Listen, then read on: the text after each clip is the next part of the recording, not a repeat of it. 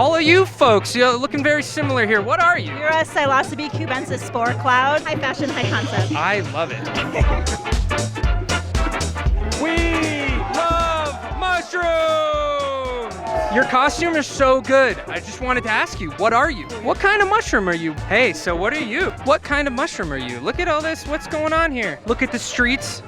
Everyone's lining the streets taking pictures of the amazing costumes. I've been looking forward to this one for 13 years. This is amazing.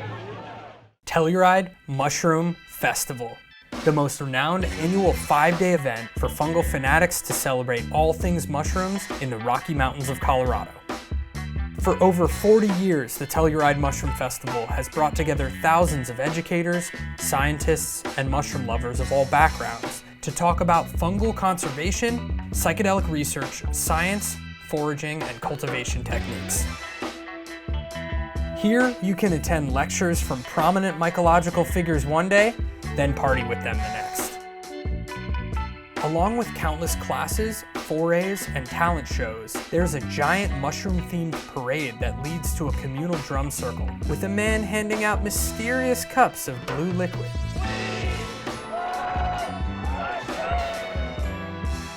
This event continues to inspire and enchant people all over the world, so we decided to experience it ourselves. Now, Bree and I are on our way. One bus, flight, and drive to where it all started.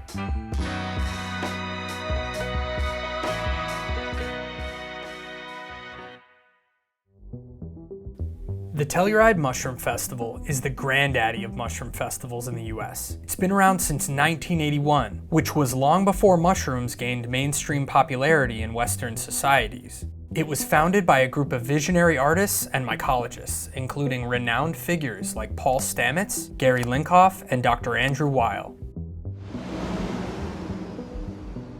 The festival doesn't officially start until tomorrow, so we're gonna meet up with Alan Rockefeller to go mushroom hunting in the San Juan National Forest.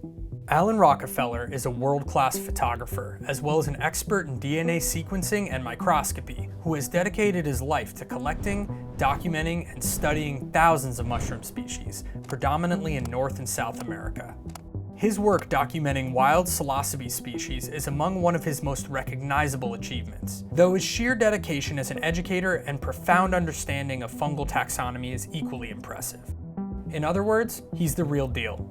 I first met Alan in 2023 at the MAPS Psychedelic Science Conference in Denver. When I found out that he was going to be at the Telluride Mushroom Festival, I reached out to see if he would show us how he expertly documents rare mushroom species. Hey, Alan. Hey, can you hear me? Bright blue pickup truck. Okay, cool.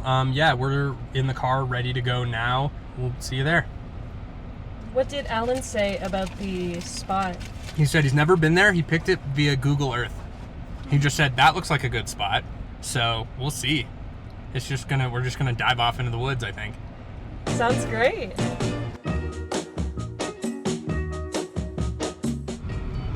Service is not good, ladies and gentlemen.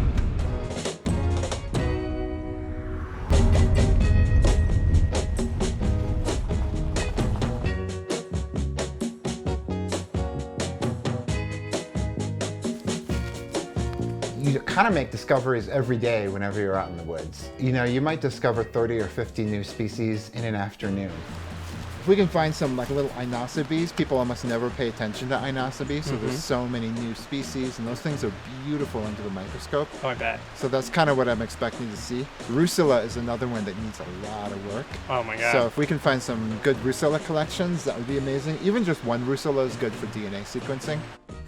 And these little things. Well, we're not exactly sure, but initially, Mandy thought it might have been Bispirella. A common name on that is lemon discos. These things, they're kind of like more opaque and they have a black back, so it's a different Ascomycete.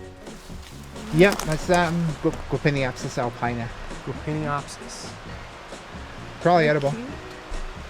I bet no one's ever tried eating them. Like but little gummy bears. Desperate times. Yeah.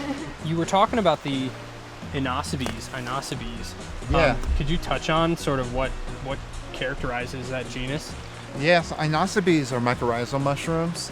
And they're little brown mushrooms, usually with a fibrous cap, and there's a lot of them. There's probably more than 100 out here in this forest. And they're very difficult to study because I kind of need microscope work for all of them. And even then, most of the species don't have names yet. And they also have crazy chemicals. A lot of them have muscarine, which is toxic. Some of them have psilocybin and stained blue. That's fascinating. So much to learn still about that genus. Oh, yeah. Yeah. I know we have them in Maine too. It's fiber caps, right? Yeah. Yeah. Absolutely. It's incredible to be with somebody who is so devoted and keeps increasing his skill. It's just bringing me to a new level. There are mushrooms everywhere. They're always around. We're not in a very abundant time of year right now, but they are here still. There's still plenty to learn. For a botanist, if they discover 2 or 3 new species of plants in their life, that's a good botanist. But with mushrooms, they're way less documented, and we need names for them because we need to be able to communicate what we found. For example, say you find this mushroom, you find some cool new medicine or some valuable molecule. You need to be able to communicate which mushroom this is. And if it's one of the unnamed species, which is very likely, you can't really communicate that effectively. We've only documented around 10% of the estimated 2.5 million species of fungi on Earth. That leaves 90% of the fungal kingdom, their potential impact on our ecosystems, as well as any useful chemical or medicinal compounds they might possess, unknown to science. So, if you're in the woods and you find a mushroom, how do you communicate what you found? It's actually pretty easy. It's more difficult than cooking eggs, but it's easier than baking bread. Alan starts by taking a photograph of the mushroom before it's harvested. Then he deploys a photography technique known as focus stacking. My photos didn't start to turn out the way I really wanted them to turn out until I started focus stacking. It makes it really easy for people who are not experts at photography to take amazing pictures. Focus stacking is a process that allows Alan to achieve a greater depth of field by layering multiple photographs of the same subject, shot at different focal ranges, into one image. After he takes a photo on his camera, he also takes a photo on his cell phone and uploads it to iNaturalist to record his geographic location and any notable features of the mushroom or surrounding environment. iNaturalist is a citizen science project and social network for nature enthusiasts. It allows users to record and share observations of biodiversity across the globe. Much of the advancement in fungal taxonomy is happening here. And so it got the location to the nearest 4 meters, and then in the notes field, I can write anything that's not obvious from the photo. Okay, so first thing I'm going to do is eat this one just to get the flavor. And this one, no flavor. No flavor or odor. There's really nothing for scale in my picture, so I'll say cap 1 centimeter across. And then we will check the chemical reactions. So this one is cool because it turns bright green in potassium hydroxide. So I'll put a little bit right here. You can see it turns the cap green. And I'll put some on the gills here and the stem. You can see all parts turn this almost like parrot green within just a couple seconds. So that means that this is Gymnopus section alkali virentes, and that's the section that turns green in alkali. Lastly, Alan takes a sample of the mushroom so that he can analyze it in his lab to find out if it's related to any known species or entirely new to science. We've been looking around this area a while, and there's a couple other areas that Alan and some of his friends want to explore. So we're gonna check out another area. I think it's called Alta Lakes. I've never been there. Yeah, if you guys want to follow me, I'll take you right to Alta Lakes Road. It's a little rough at the beginning, and there's a cliff, but once you get past that, it's pretty good. Fantastic. I keep some people out of there.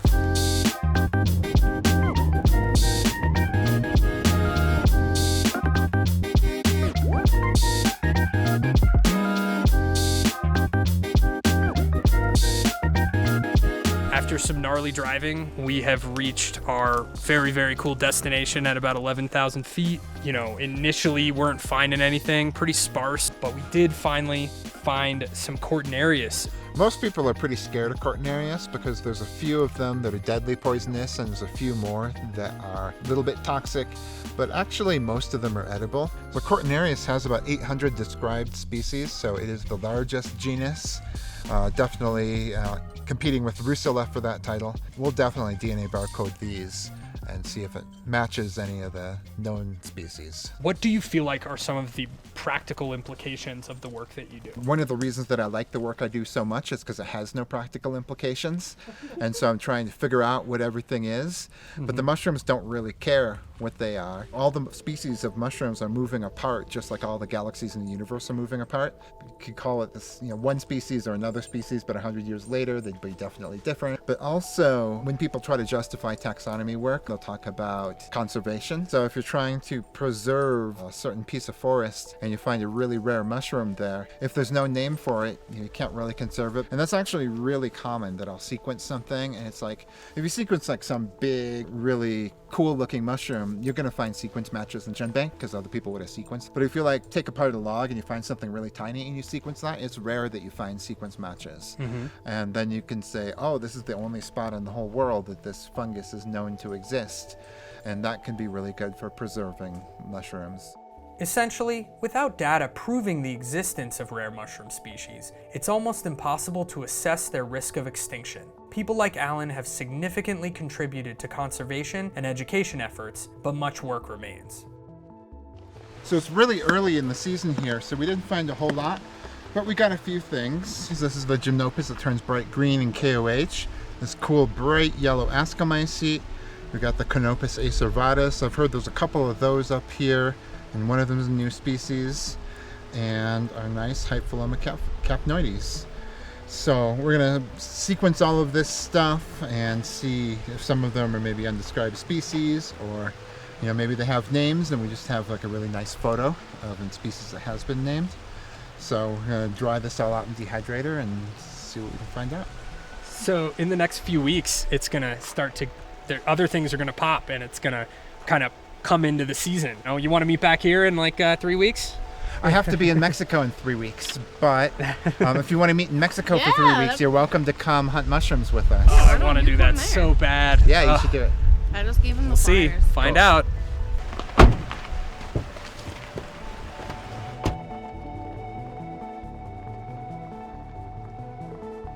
Being in a place of such natural splendor, along with brilliant people, is nothing short of inspiring. The millions of species and complex relationships bring new reasons for conservation and experimentation. Telluride is about all of that. Now, on to the next part of our journey.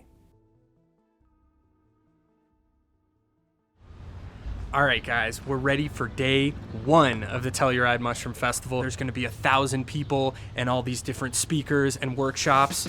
Let's go.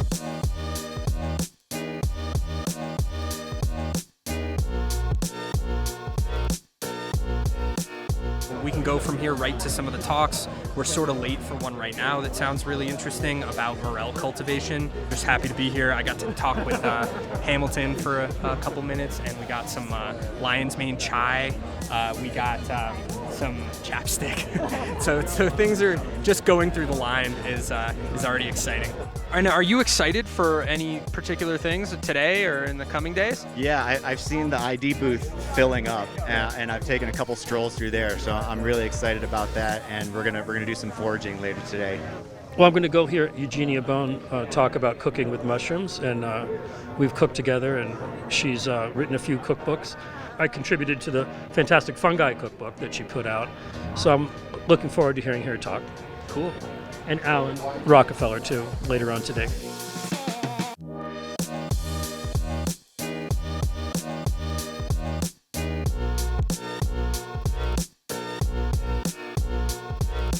What we captured is just a small glimpse of the diverse experiences this festival has to offer.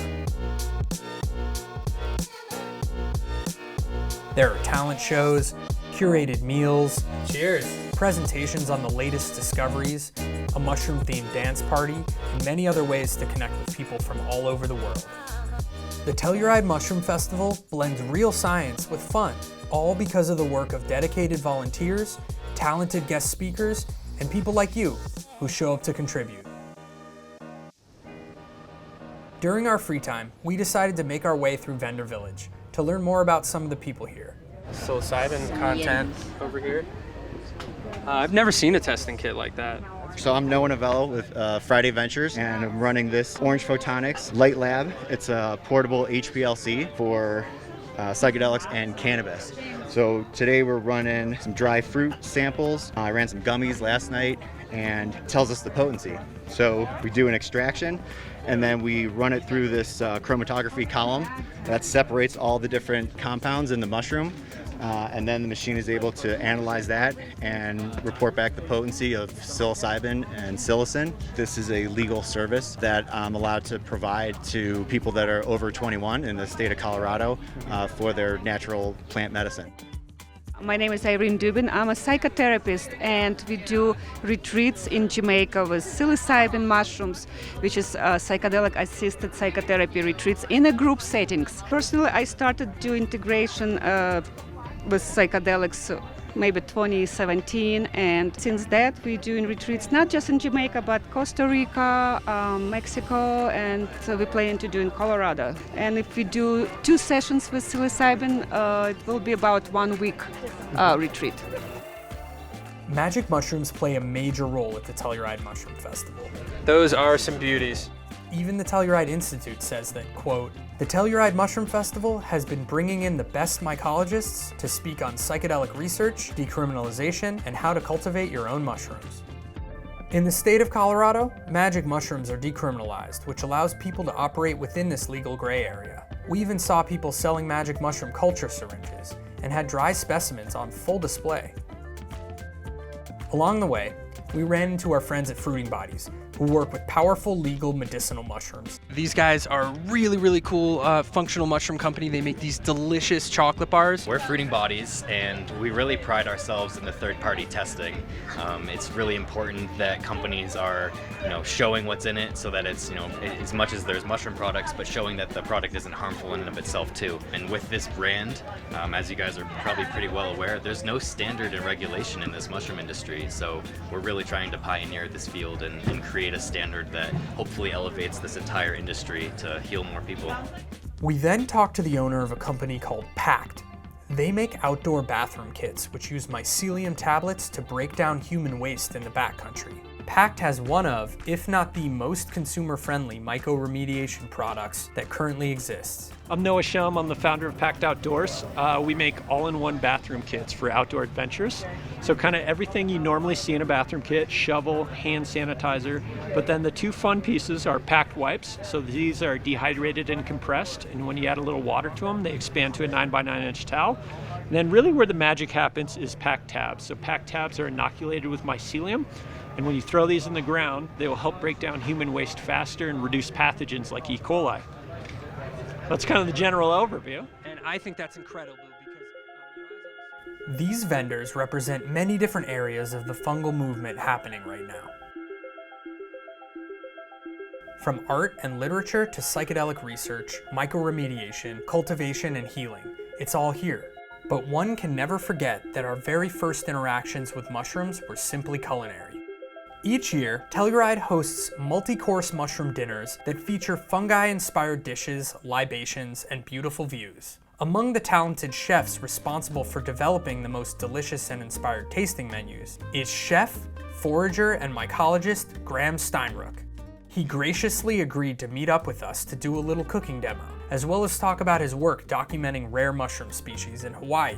I think that mushrooms are one of the more interesting ingredients and versatile ingredients to work with. And they're full of tons of different flavors, textures. Is this woodier in here? Blue chanterelle. Blue chanterelle, Polyozellis.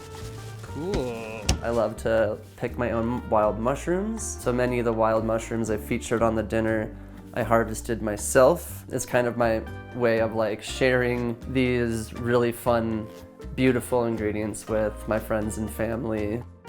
Our first project is going to be a peach mostarda. So we're actually going to rehydrate some of these dried chanterelles that North Spore brought for me to use. So we're just gonna, in a little pot, put these in there, and we'll just pop some water on them. So we'll turn that on high, and then we'll simmer it down till at least half, maybe a little more, before we continue with them. And so mostarda is a fruit and mustard sauce, and it's traditionally served with cheeses or with meat. We're gonna make this to serve with actually a tofu misozuke, which we'll cover here in a bit. Just give it a little bit just enough so the onions don't stick. When you're making mostarda, the basic ingredients would be a wine of some kind. This is a mead here, my friend made, with some orange blossom honey. But you could use any other white wine, or you could use like a red wine. And then you usually want to use some sort of vinegar for acidity. It shouldn't taste good yet. Taste it once it's started to reduce down. What are some of your favorite mushrooms to cook with? So, I love almost all mushrooms. You know, I get all excited finding my first few morels of the season, and then I get sick of those and I'm ready to find chanterelles, and I'm like, all I want to do is see a chanterelle now. I really love maitake or hen of the woods. They have a lot of flavor, and they also have a lot of medicinal benefits. They have a lot more research being done about their medicinal properties, and a lot of it is actually just eating them, to me, is a better way to do it than trying to eat a pill or a capsule. However, if you don't like the taste of mushrooms, that's like a great way to get the mushrooms in your diet. Any mustard seed or seed powder works fine. It's kind of up to you how much of this you really truly want to use in it. And this is really exact science here. I'm gonna put about an equal amount of whole mustard seeds. So these are Palisade peaches. I chose to get ones that were underripe on purpose because they have a little bit more acidity when they're underripe.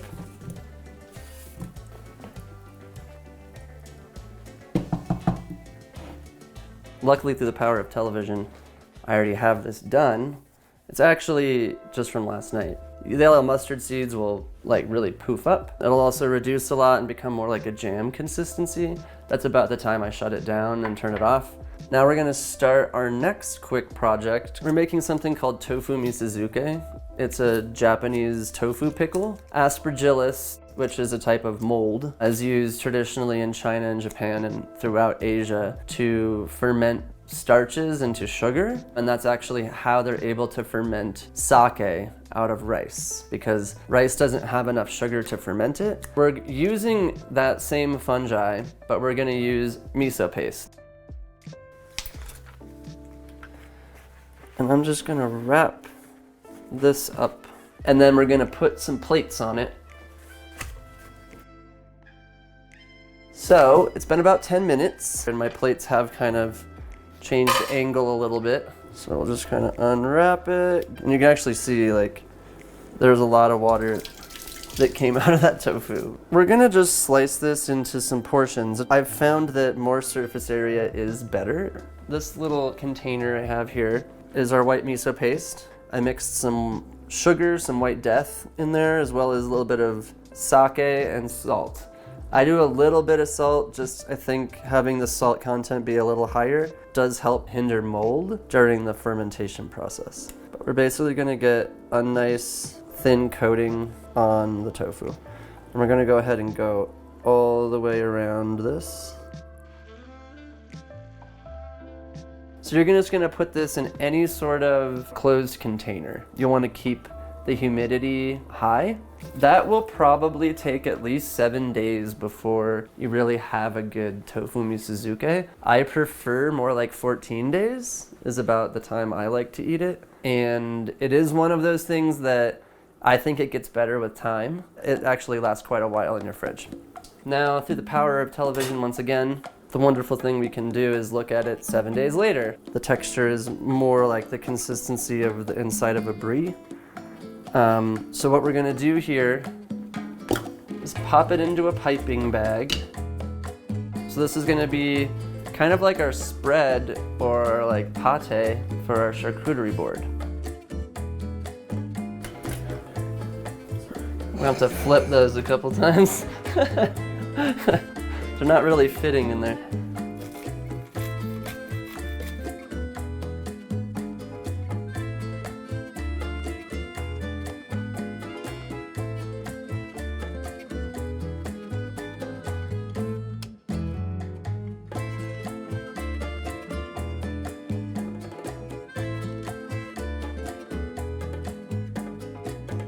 Cheers. Cheers. Thanks for inviting me over to cook. Of course, dude.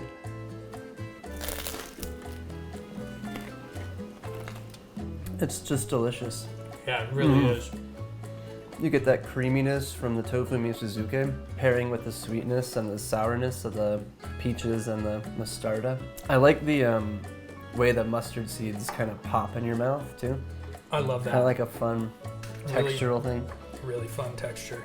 I met Graham like 12 years ago now in Colorado. And so when I saw that Graham was a part of the Telluride Mushroom Festival, I was like, oh duh. And it's so cool to see what and hear about what you've done over the past, decade plus. You said you've been coming to this festival for 12 plus years. What was it like back then? A lot smaller, for sure. And also, like, it wasn't cool back then to be the mushroom people. You were like the people that everyone was like, the mushroom people are here again. I love seeing how it's growing, and I love seeing how there's so many more people getting involved in it. So many cool volunteers and people I've met over the years, but I've loved to see how the age has dropped. I was really one of the younger people involved in the mushroom community. In Denver, when I joined the Colorado Mycological Society, I was the youngest member, but also I think it was by like 15 to 20 years. I just love seeing like how the younger generation is just like taking this and running with it. So excited. So that's super awesome. Yeah, that's amazing to hear. I've seen it to a large degree myself. You are leading a trip to Hawaii to learn more about Hawaiian species. Correct. Tell us a little bit about that. So I recently, last fall, visited the island of Kauai. As I was looking at some really beautiful mushrooms, a gentleman was walking by. He was like, "What are you doing with those mushrooms?" And I was like, "I'm taking pictures of them, they're cool." And he was like, "It's such a bummer, like there's just no research that had really been done on the mushrooms of this island. And it's so biodiverse. It's one of the most biodiverse places in the world. They have some of the highest levels of endemic plants and animals in the whole world." And so I was talking to him about that, and he said, "You should bring your science friends down here.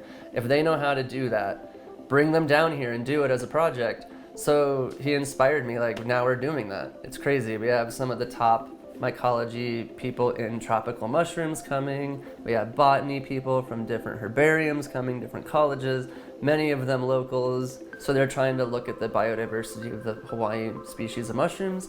So we want to continue that research through ecotourism. And by the end of the project, we'll have hopefully accessioned and sequenced several hundred different species. So anyone who comes funds this important research that needs to be done that can be given to the public as public information. It seems like fungal conservation is on everyone's mind. This common theme of knowing the species, their roles in the ecosystem, and their distribution can't be echoed enough. It's so challenging because the majority of fungal species are microscopic. What I mean by that is all mushrooms are fungi, but not all fungi produce mushrooms. Even when they do, mushrooms may only become visible for a brief moment. In most cases, you have perhaps a few days to see them before they decompose. This makes it difficult to document fungal communities across space and time.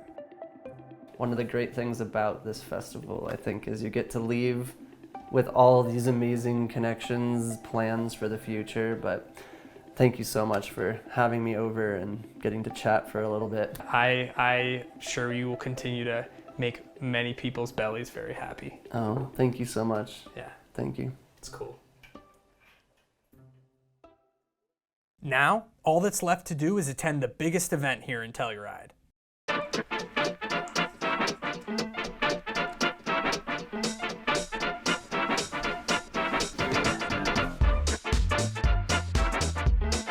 We're ready to go to the parade. I've never been more ready in my life. Mushrooms are amazing, transformative. Don't know what else to say, truly.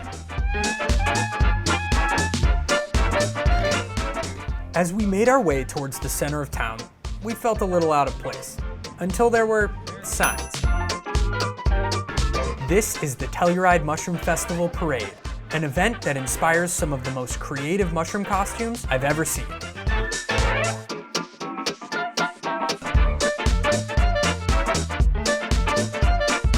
Look at the streets. Everyone's lining the streets taking pictures of the amazing costumes. I've been looking forward to this one for 13 years. This is amazing.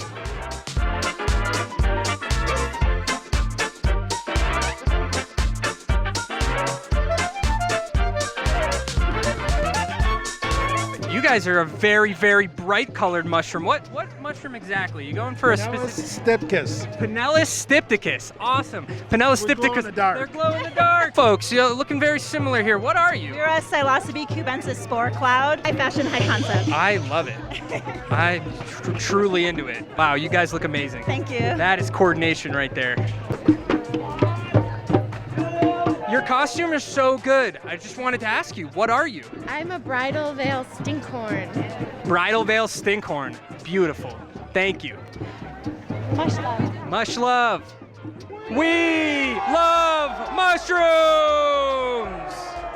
You're here with your beautiful little baby. I am. Do you hope that this imprints on your child and your child becomes a mycologist? Yeah. I've come here, this is my 3rd year, and I plan on making this a family tradition. Hey, so what are you? I'm a white dapperling mushroom. A white dapperling mushroom. Yeah. Hey, do you mind if I ask you, what kind of mushroom are you marching around here like this? Cantharellus formosus. Cantharellus formosus. Yeah. So that's a chanterelle, huh? Yes. Chanterelle. What kind of mushroom are you? Look at all this. What's going on here? I'm a bleeding tooth fungus. A bleeding tooth fungus. Oh, you look great. Thank you. Yeah. What kind of mushroom is that? That's actually a dog. Yeah. Some kind of bolete. I'm going to go with the bolete. Yeah. Yeah. The parade leads into a big field where a community drum circle breaks out. All right, we're heading to the djembe drumming over here at Town Park. People of all ages, backgrounds, and mushroom species gather here to celebrate the end of the fest. The Telluride Mushroom Festival still carries the frontier town vibe of 43 years ago, before Telluride became a destination. Back then, mushroom nerds and counterculture hippies came together to create art and science centered on captivating fungi. The spirit of this moment reminds me of something Alan said earlier. It just seems like it's really good for your soul to be out in nature a lot, and I think that's encoded into our DNA. You know, everything humans do is encoded into our DNA, good and bad, but being out in nature, kind of like it brings out the good side of humanity. It's clear that fungi are bringing new generations into the fold. This is my 3rd year, and I plan on making this a family tradition. The younger generation is just like taking this and running with it. Even if you can't make it to Telluride, there are mushroom festivals and conferences popping up all over the country. Up in our home state, the main Fungi Fest is platforming scientists and giving this community a place to gather and grow. These events fulfill the human desire to pilgrimage back home to a place of meaning and connection. We had a genuinely awesome time in Telluride and came away with a renewed sense of purpose and gratitude. Our goal here at North Spore is to elevate voices in the mycological community and make that community more accessible to all. Please consider subscribing to our channel, liking this video, or sharing it to support the work that we do. And oh yeah, if you're trying to grow mushrooms, check out our YouTube channel for more content on that. See you next time. Spores truly, Lou.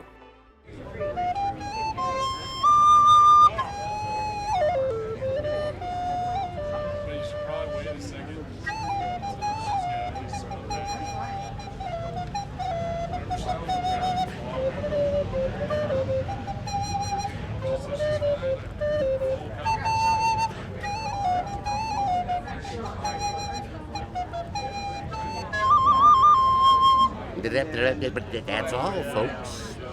Woo! Yes. Yes, thank you, Carl.